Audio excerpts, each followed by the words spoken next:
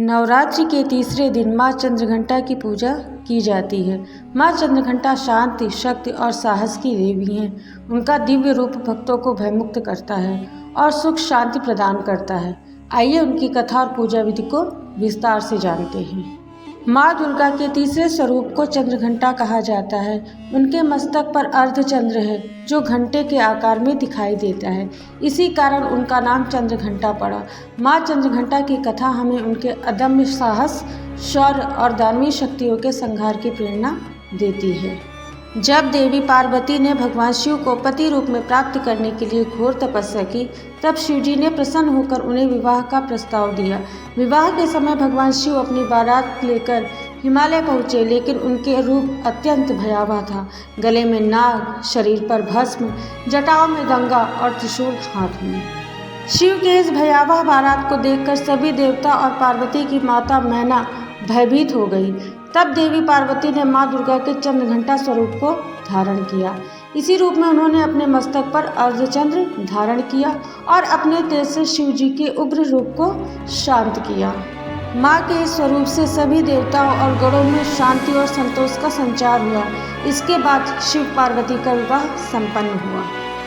माँ चंद्रघंटा ने केवल सौंदर्य और शांति का ही नहीं, बल्कि शत्रुनाश का भी प्रतीक रूप धारण किया। एक अन्य कथा के अनुसार जब महिषासुर ने स्वर्ग और पृथ्वी पर आतंक मचा रखा था, तब देवताओं की प्रार्थना पर माँ चंद्रघंटा ने युद्ध किया।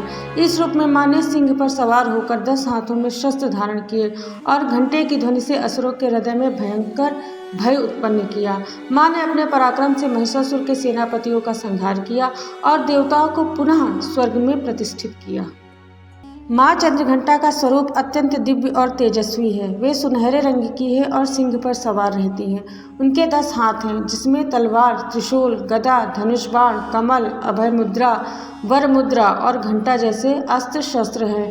माँ के मस्तक पर घंटे के आकार का अर्धचंद्र सुशोभित है, जिससे उनका नाम चंद्रघंटा पड़ा। उनके स्वरूप भक्तों के भय को दूर करने वाला और शांति प्रदान करने वाला है।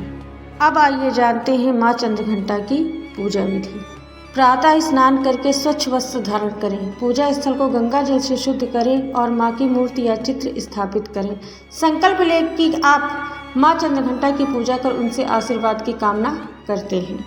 पूजा स्थल पर आसन लगाकर माँ का ध्यान करें। फिर उसके बाद में कलश में जल भरकर आम के पत्ते और नारियल रखें। कलश पर स्वास्तिक बनाएं और माँ चंद्रघंटा का आवाहन करें। अक्षत माँ को समर्पित करें। लाल फूल और सफ़ेद फूल चढ़ाएं। धूप और दीप जलाएं। इत्र या गंगा जल छिड़कें। दूध, मिश्री, फल, मिष्ठान का भोग लगाएं। ओम देवी चंद्रघंटाय नमः इस मंत्र का कम से कम 108 बार जप करें।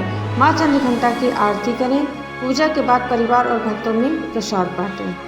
फिर माँ की स्तुति करें। या देवी सर्वभूतेषु माँ चंद्रघंटा रूपेण संस्थिता नमस्तस्यै नमस्तस्यै नमस्तस्यै नमो नमः।